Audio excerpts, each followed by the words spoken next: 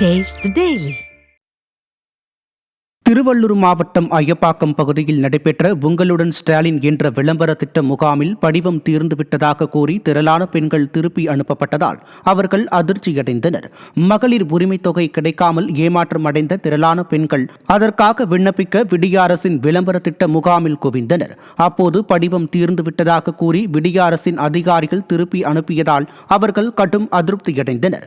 ஏமாற்றுவதையே தனது தாரக மந்திரமாக கொண்டதுதான் விடியா மாடல் ஸ்டாலின் அரசு என மக்கள் குற்றம் சாட்டியுள்ளனர்.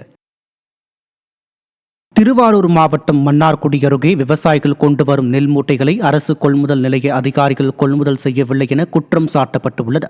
திருவாரூர் மாவட்டத்தில் 1,00,000 ஏக்கர் பரப்பளவிலான குறுவை சாகுபடியில் விவசாயிகள் ஈடுபட்டுள்ளனர். இந்நிலையில் கடந்த சில நாட்களாக நெம்மேலி, கருவக்குளம் உள்ளிட்ட நெல் கொள்முதல் நிலையங்களில் நெல் மூட்டைகள் கொள்முதல் செய்யப்படுவதில்லை என விவசாயிகள் வேதனை தெரிவித்துள்ளனர்.